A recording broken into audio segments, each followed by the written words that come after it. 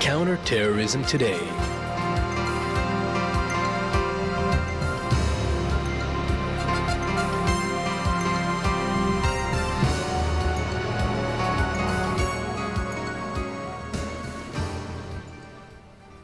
Good afternoon. This is Itai Hanman here on Counter-Terrorism Today on IDC Radio 106.2 FM. And I am joined in studio with a very special guest, Dr. Daphne Richemond-Barak, professor at the Lauder School of Government, Diplomacy and Strategy, and heads the International Law Desk for the Institute of International Counter-Terrorism, author of the book Underground Warfare.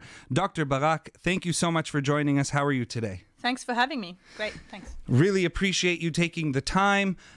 You wrote a book, Underground Warfare, and it came out this past year.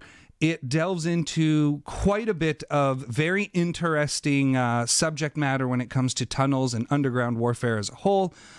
Maybe you can give us a little bit of an overview of tunnel warfare as a whole, as your book also delves slightly into the history of tunnel warfare. Yeah, so the book is, like you said, it's kind of like takes a macro view of underground warfare, if that's even possible. And in doing that, it's actually the first book that attempts to look at underground warfare, I would say, in an horizontal kind of way, because the books that were written on this tactic of war, on the use of tunnels in war, were all kind of conflict specific until I published my book.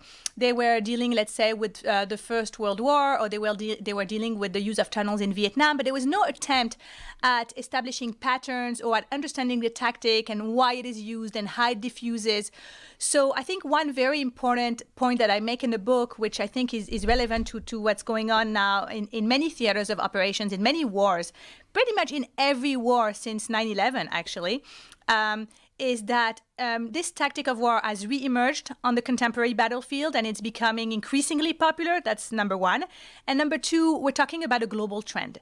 So I know that viewing things from Israel, of course, we tend to think that we experience things in Israel that are, as Israeli citizens, and that are kind of innovative, and maybe we're the first one experiencing the threat. So it's not exactly true. Israel is kind of a lab for the underground threat, as in so many other aspects of conflict, but we're really talking about a global trend that has been witnessed in one way or another in pretty much every conflict since 9/11. And something very interesting, you said that it is a real global threat, something we can look at as a tactic that's been used by not just terrorists or in warfare by guerrillas or whatnot, but we have seen it also in the narcotics world. El Chapo Guzman that's his most famous calling card, if you will, building himself tunnels to get out of prison, building himself tunnels to smuggle goods in, and they were always very sophisticated tunnels that included sometimes tracks for motorcycles, electricity, ventilation. How has that translated between, or the nexus between criminal organizations, terrorists now who are using this tactic as well?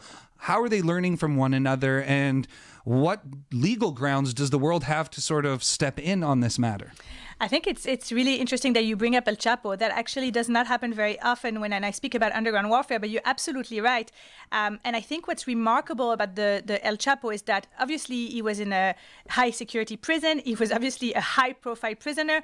They had to keep a very close eye on him. And yet he managed to escape again using, as you accurately mentioned, a tunnel. And so he dug this tunnel out of the showers of the prison. And for a while, the maintenance of the prison could not understand why it was that the showers were constantly clogged, why the water was not running properly. And they kept trying to fix it. And basically what was happening is that all the dirt that he was digging was really clogging the system. So the problem, I think, with this tactic, in a way, is the lack of awareness. It's like you see the symptoms. When you look at them in hindsight, of course, you're like, oh, duh, yeah, that was obvious. But the problem is that you need to at least have thought about it once, or you need to be aware of what to look for in order to anticipate an El Chapo digging this kind of tunnel, or to anticipate Hezbollah digging cross-border tunnel. You need to know, for example, that if you see dirt coming out of nowhere, that should raise a red flag. And you need to know that if you see a little hangar being built in proximity to the border in an area where there was no hangars before, there were no buildings before, that also should raise a red flag, and you should be concerned about it. So I'm looking at it more from the counter-terrorism perspective, and so these are the signs that you need to be looking for. In terms of the diffusion between the crimes organizations and the terrorist organization, we see more diffusion in general. I'm not saying there's no influence, but we see more diffusion in general within the terrorist organizations and from one battlefield to another. So the import of the tactic, let's say, from Gaza into Syria, because that works. So we see more of that and less of the crime war, but maybe it does play a role as well. That's an interesting thought. It's definitely something that I've noticed throughout time in researching here at the ICT is there is a real great nexus right now between international criminal organizations and terrorists. And another example using El Chapo again is at the height of his murderous campaign in Mexico, he started to adopt Afghanistan and Iraq guerrilla tactics that were being used by Al-Qaeda, Iraq versus U.S. troops to wage war on the DAA troops that were entering Mexico. So now looking at that and knowing that it's a copycat world, and Hamas uses tunnels in Gaza, and they have used it for quite some time now. It's been a threat to Israel for a while, and Israel's developed technologies, Israel's developed defense mechanisms. But something that needs to definitely be touched upon is A, the sophistication of the tunnels, and B, the actual topography of the area. So when you're digging a tunnel in Gaza, you're really digging with sand, and it's much easier dirt to get rid of, also easier to disperse when it's sand and the whole region is sand. You look at the Syrian border and it's very rocky. And as you mentioned, part of the Israeli intelligence that led to Operation Northern Shield, where we'll step into in just a moment, was because Israeli intelligence noticed all of these trucks pulling mass amounts of dirt and rubble from civilian home areas where they were digging these tunnels, obviously. So how much effect does the topography of the area have on how the defense industry must combat it? So the geological environment plays a crucial role in this. You're absolutely right about that. First of all, it creates a difficulty, again, from the point of view of the tunnel operator, the tunnel digger. So from the point of view of Hezbollah, digging a tunnel in hard rock is much more difficult than for Hamas to dig a tunnel in sediments or soil at the Gaza border. So definitely makes the job harder on their part.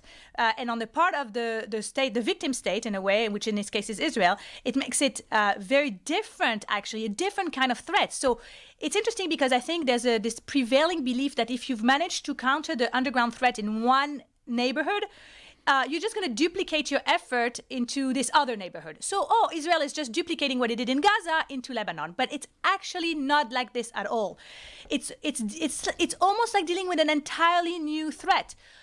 So in terms of the technology, what you were raising as a question, definitely it requires the development of new technology, new tools, not only for digging, but for finding the tunnels, because of this very important change between a tunnel to be found in soil, in sediments, and a tunnel that has to be found in rock. And also the tunnel is likely to look differently. And this is what we've witnessed in the context of Operation Northern Shield.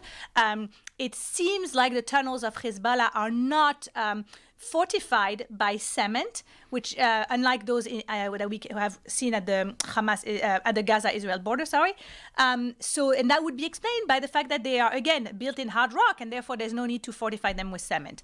But again, it may mean that that in terms of concealing the work, you need to look for different things. It means that you need, in terms of even your intelligence needs to be adapted to this particular terrain, and I think that's something crucial to understand about subterranean warfare. And a question that I've always had when it comes to subterranean warfare is, how much digging could they possibly do? Not from a perspective of man hours or labor or amount of people that you need to do the job or even the equipment, but from a potential of before you start to actually erode the ground above you to the point where your tunnels become useless because you've eroded the ground, and you've also put now all these villages in extreme danger on your side of the border. So Hezbollah, for example, is digging out of people's homes and going underground. And from what we have learned, they have a very sophisticated full-on network of tunnels on the Lebanese side thus far. This is really a two-part question in essence. The civilians, their legal and human rights, the erosion of the ground beneath them, and Lebanon as a government, their role in, I guess, protecting the rights of their civilians from the erosion of the ground underneath them that could affect not only their house and where they live, but also if they're farmers or anything like that, the agricultural land underneath. So digging tunnels is a risky business. And it's a risky business for those who dig because there are constantly accidents, so there could be either a collapse or there could be, if you manipulate explosives underground, they react differently underground and you may not be fully aware of that. So, that's also very risky. And we've seen actually during the 2 world wars, lots of accidents taking place underground because of this problem with manipulating explosives. So it's a risky business for those who dig. But now those who dig, and also you kind of make a bet when you dig a tunnel because you have to keep it secret. Okay, it's a huge investment in terms of human resources and financial resources. And the minute that your enemy finds out, it's as if everything you've done is basically neutralized and worth nothing. So you take a huge, it has to be a major reward at the end of the tunnel, I want to say, for you to justify your investment in this tactic. And I think this puts the finger on the fact that this tactic is considered as very valuable and effective in spite or taking into account its cost in human and financial resources. So that's number one. Now, in terms of what it does to the civilians, okay, and now we're talking about potentially in a scenario where tunnels are being dug underneath civilian populated areas, either out of homes or running under schools, etc. So not only the diggers, okay, not only endanger themselves as a result of the tunnel digging, but they really endanger this entire civilian population under which an underground city is being dug. And they intentionally endanger the population. I think that's very important to understand. They know they endanger them, and the population knows they're being endangered. And so it's a tactic of war that, when it's done in proximity to civilians, basically intentionally puts civilians in danger from the very moment where the tunnels are being dug. So is that a war crime then? That's a war crime until the end of the process, which could be years until the tunnels are fully and completely eliminated. Because so long as the tunnel remains, okay, in one way or another, it continues to be a threat because it could still be occupied by another faction. It could still be the subject of an anti-tunnel operation. And it fragilizes, like you said, the infrastructure and the ground. So anything could happen. And even though those who dig are, they understand more or less how to do it, they have a minor engineering background, they can predict with precision how the soil is going to react. And it endangers, as you said, agriculture, water, resources, and the environment. It has a major environmental impact. And the anti-tunnel operations too have a major environmental impact. So all in all, it endangers, as you said, both the tunnel diggers, but also intentionally endangers the civilian population for a very long time in a way that is intentional and completely conscious. So when looking at that, and then you have to combat that, in a hypothetical scenario, Israel uncovers a tunnel that comes from Hezbollah territory in Lebanon into Israel. It crosses a school or a hospital, and Israel deems the need to destroy this tunnel. By destroying this tunnel, though, they also have hurt the infrastructure of the school and or the hospital. Is Israel now held in war crimes responsibility when, in that sense, could Israel be held responsible for something like that? When a military objective is placed in the middle of a civilian populated area for the purpose of basically immunizing this military objective from attack, that is prohibited by the laws of war. So you're not allowed to place your, I would say, your ammunition cache under or next or right next to a preschool, because you believe that the preschool is not going to be targeted, and therefore this protects essentially, in effect, right, your ammunitions or your headquarters. So putting tunnels under civilian infrastructure is prohibited by the laws of war, but now this is at the level of the legal prohibition, which you might say, does not affect what is actually going on the ground. And the problem is that it actually also does not impact or affect in pretty much any way the obligations weighing on the responding state, the victim state, seeking to destroy those tunnels. So in our case, it would not change Israel's obligation vis-a-vis those civilians and vis-a-vis the civilian infrastructure. So Israel would still have to be very careful about destroying any tunnels that runs in proximity to a school or under a school, or in Gaza under a hospital. And that makes it essentially the tunnels untouchable. I mean, potentially it could make them untouchable. And that creates a hurdle, a major hurdle for a country like Israel seeking to eliminate a threat like this. And what it does also, it takes urban warfare, I want to say, to its extreme, because it combines all the difficulty of urban warfare with the extreme complexity of underground warfare. So it's a conflation of two very prominent trends on the battlefield at the moment: urban warfare on one hand and underground warfare on the other. And even if Israel were not to cross through the tunnel but just try to destroy it on their side, they are responsible for those civilians there based on the rules of law? Yeah, so even an operation taking place on Israel's side of the border that could potentially have ricochet effects on the other side of the border, that would have to be taken into consideration. That definitely, yeah. And because Israel is really at war with a non-state actor that is not held to the same standards as a state like Israel, is that ever taken into consideration in international law? That is not taken into consideration by international law. I believe that what should be taken into consideration, though, is the extreme complexity and the unique nature of the underground threat. There are ways in which international law can be interpreted, or in which international must, in my way, be cognizant of the operational reality. There has to be a certain level of pragmatism in the application of the law. And I'll tell you at the very basic level why. Because otherwise states will simply disregard it. So again, I'm not at all saying international has to be changed. I'm definitely not saying international has to be ignored. But at the same time, when analyzing an action of an actor in an underground context in close proximity to civilian populated areas, and where the tunnels themselves are likely to have been directed to being dug to carry out attacks against civilians, all of this needs to be taken into account in how international is being analyzed. And why am I saying this? Because if you look at the UN report that was published in the wake of Operation Protective Edge in 2014, where Israel had to, dealt basically with the tunnels dug by Hamas at the Gaza border, the UN pretty much did not, the fact that there were tunnels in that war did not affect in any way, did not reflect in any way in the analysis that the United Nations Commission conducted its legal analysis. So I think that's wrong.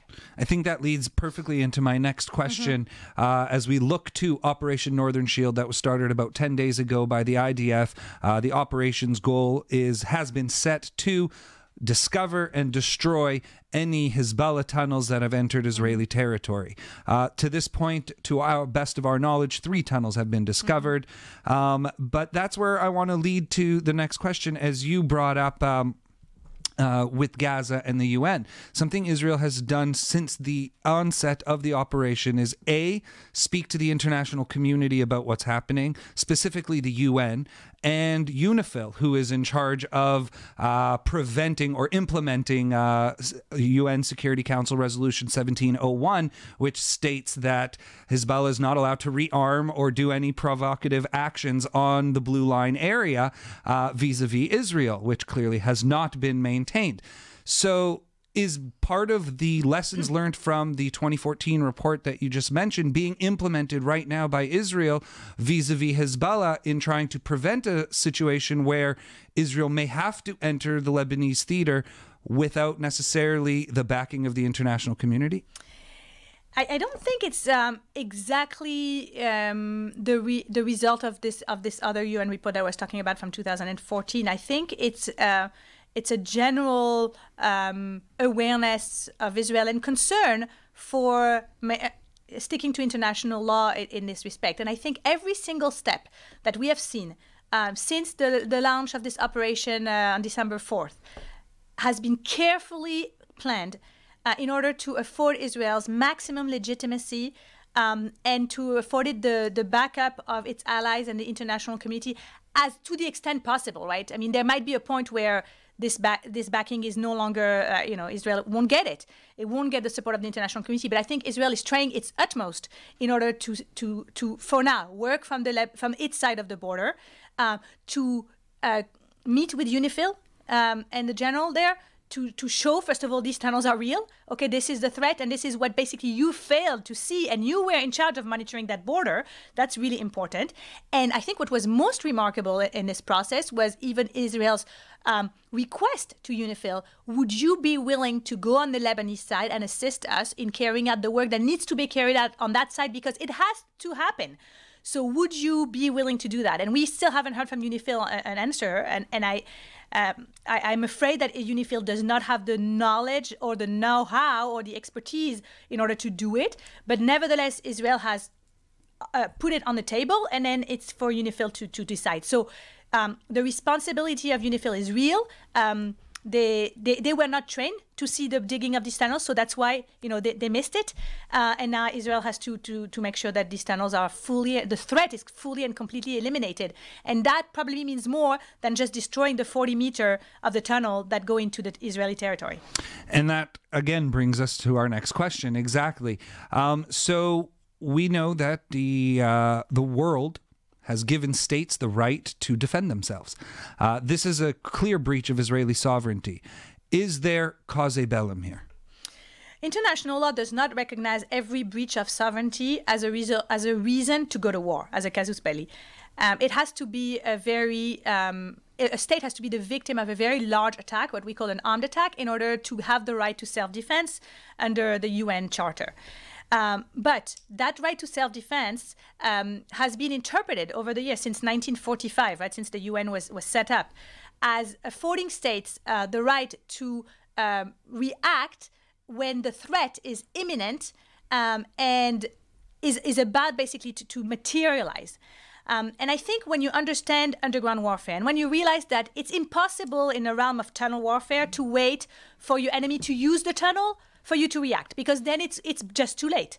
So you can't even really find out with precision what is the intent. What was this tunnel going to be used for? If you wait to have the answer to that question, it's going to be too late. So once you know as a state that there is a tunnel crossing your border, and that there's more than one tunnel, that this is a hostile actor that has been waging war with you for decades, and that this was going to be used to launch potentially a major attack against your people or your army, international recognizes the right of anticipatory self-defense. So acting in self-defense before you've been attacked, if you can say for sure that this was about to happen. I think that's also part of why Israel is showing these tunnels to, let's say, UNIFIL. This is real. That was going to happen. Had we waited, we would have been the victim of an armed attack. So in that respect, Israel has the legal justification for acting at least against these tunnels. I don't think Israel strategically wants to launch a major war against Hezbollah, but for Israel to conduct a limited incursion into Lebanese territory for the sole purpose of dealing with the tunnel threat, I think international law would back that up. I think that's really interesting to say that a limited incursion, because I think we all realize that a limited incursion will snowball into a much larger conflict because Hezbollah just would not stand for that. The international community clearly could potentially have the backing or Israel's back in that situation, but we know that that goodwill doesn't last too long, and investigations and inevitably mistakes happen in large operations in war. They can also happen in small operations where, again, civilians get caught in the middle, and that seems to be a big fear of Israel's in general, and should be a moral issue. Israel has no need or want to kill any innocent civilians. So looking at that, search and destroy. How limited is Israel's ability to destroy these tunnels, knowing that there are so many civilians on the other side? Israel... in terms of going into Lebanon and doing a limited incursion, I do want to respond on that for a second. That could I mean, I know the escalation is very likely, and I'm also contemplating that very seriously. But the Lebanese president has been made aware of the fact that Israel does not intend to wage a major war. I know he doesn't necessarily have the control at the border, but perhaps with the involvement of UNIFIL and the international community, Hezbollah and the Lebanese government could maybe be made aware of the fact that this is the only intention of Israel. We're going to destroy these tunnels and we're going to get out. Let us do the job and we won't have a major war. So, that's an option out there. Maybe with diplomacy, it could work, and it would require the involvement of the international community. But I agree, it's rather unlikely. And now, for Israel to do that without hurting civilians, I believe that would be possible. Not with no casualties at all, of course, because that doesn't happen in war. But I think that Israel would for sure put its soldiers at risk, major risk, in order precisely to save the population's lives. Extremely complicated, but. That would be a war. I mean, that would be a war. We can't expect zero casualties, neither on the side of the IDF nor on the side of the Lebanese civilians. But at the same time, it doesn't necessarily have to lead to a full-blown war. And looking at potential tactics of destroying these tunnels, we saw the way Israel destroyed some tunnels in Gaza vis-a-vis Hamas with very sophisticated engineering tactics of where TNT should be placed and explosives, and then you saw the tunnels implode on themselves in that sense. The Egyptians, on the other side, though, took a much different approach to how to deal with the tunnels, and they flooded them with water from the Red Sea. Sewage water also. Sewage water as well. How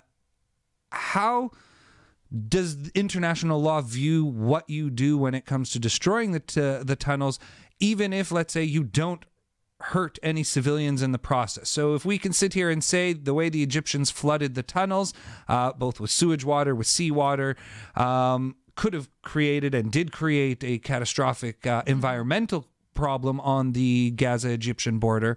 But at the same time, it didn't really kill any civilians. We didn't see any civilians drowning and dying due to this.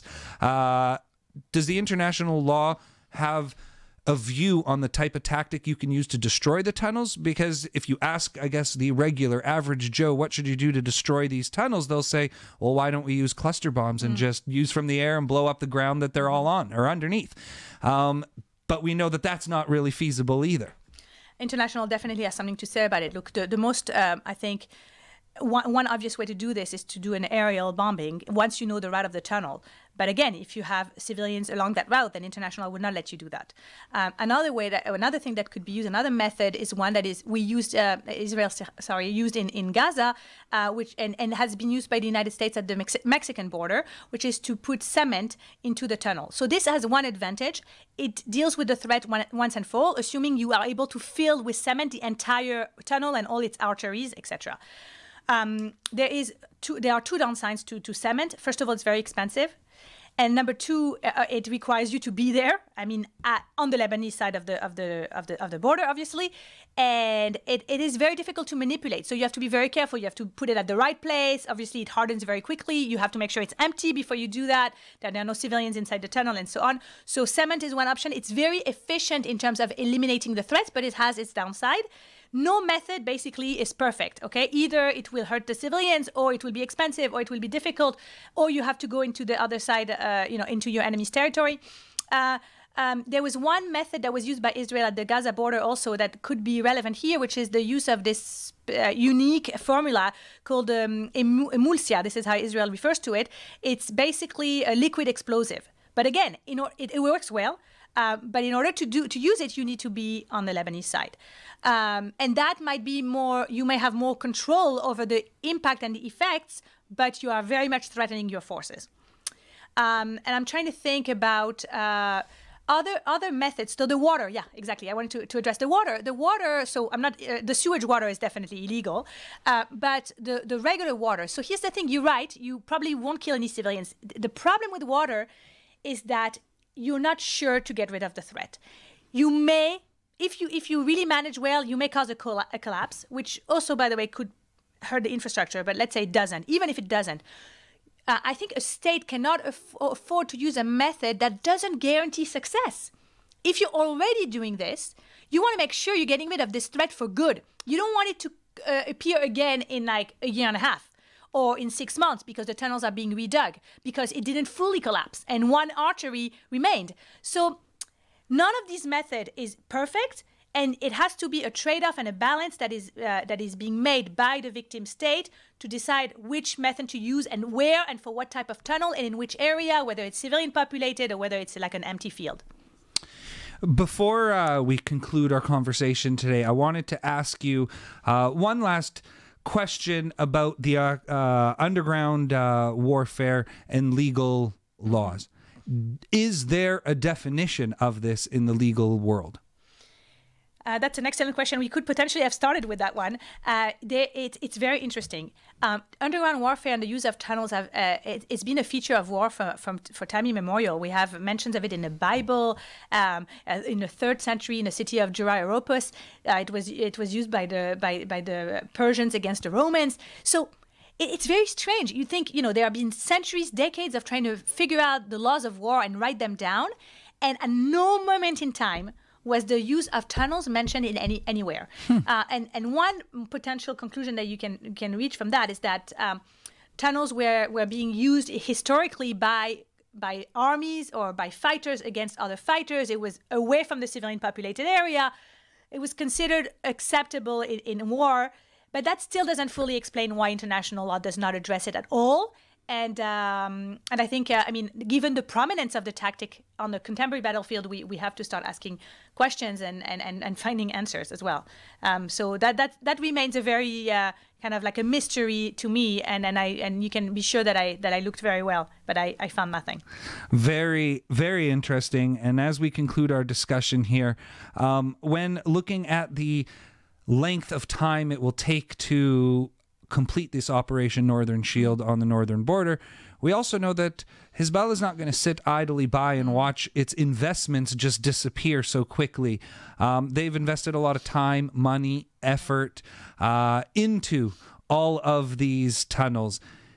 What are the odds that they go back to trying to rebuild these tunnels now, knowing that to them this was a very strategic, important tactic? Huge. The likelihood is huge. The likelihood that they are going to try to use any portion of those tunnels to either continue it using a different route or whatever. They will do whatever it takes in order not to lose this incredible investment. And I think this really ties into what we were discussing earlier. They want to reap benefits. And I think part of what Hezbollah is doing now, actually, is thinking about how to adapt its investment and its tactic strategically to the reality. So do we have to give up entirely on the underground effort? How do we redirect this? Maybe we'll use the tunnels for a different purpose than what we originally intended. And definitely there might be tunnels that Israel doesn't even suspect and are still there, and that Hezbollah might be using even in the coming days and weeks, trying to still at the last second reap some benefit from it for its investment and surprise Israel, because in the end of the day, that's the main objective of this tactic, right? Surprise your enemy. And so we definitely major likelihood that we'll see either a use of a tunnel, an active attempt at using them, even though Israel might not suspect it, or attempts in the coming months to continue this effort, even if Israel's actions cause a delay, because that's the thing. You can cause a delay, but when you're fighting tunnels, you don't want to just cause a delay. You want to eliminate the threat, and I think these are major differences that need to be understood. And lastly, Dr. Barak, before we let you go, take a little bit away from the military standpoint and military options that Israel has on its plate here. Something that I think that needs to be touched on just before we leave here is the fact that this is a major breach of sovereignty with intention to hurt your population. Outside of the military options and defending yourself with force in any capacity, what recourse does Israel have on the international stage from a diplomatic standpoint to hold someone responsible, because they're also dealing again with a non-state actor that is slightly a state actor since they have seats in the Lebanese government? Right. That's a good question. Israel could potentially turn to the Security Council or the United Nations to try to get the international community to recognize this as a threat to international peace of security or a breach of its sovereignty, and potentially take measures under Chapter 7 that don't involve the use of force. But again, I don't see how this could happen absent dealing with the tunnels themselves. I don't think, again, that it has to be force in a sense of a full-blown war, but there has to be some kind of action, physical actions that need to be taken. And I think any state would understand that, right? It's very difficult to let this threat sit there idle without doing anything. By the way, I'm thinking about Korea now. So South Korea, there are also cross-border tunnels emanating from North Korea into South Korea. South Korea actually took this option, right? And it's exactly what they did. They know there are tunnels. South Korea knows there are probably more tunnels than they've discovered, but yet it hasn't chosen to eliminate those tunnels. And that's a strategic decision that they made. They turned the tunnels into tourist attractions. Why? It's very difficult for me to explain that. Why would they not destroy these tunnels that constitute such a national security threat? So that's South Korea's decision. But I think on the part of Israel, there is very little chance that Israel would go that route. Very interesting conversation. In studio here today on Counterterrorism Today, Dr. Daphne Richemond-Barak, professor at the Lauder School of Government, Diplomacy and Strategy, and the head of the International Law Desk at the International Institute for Counterterrorism. Dr. Barak, thank you so much for being here. Thank you. Thank you for having me. Really appreciate the conversation. Thank you so much.